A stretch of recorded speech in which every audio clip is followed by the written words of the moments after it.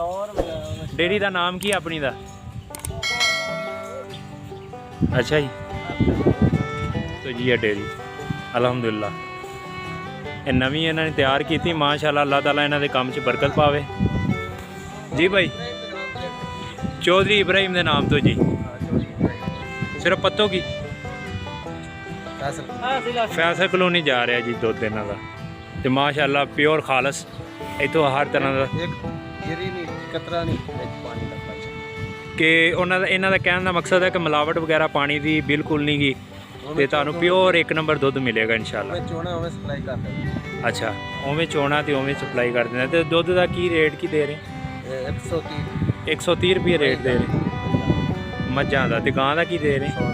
100 रुपये गां का दे रहे।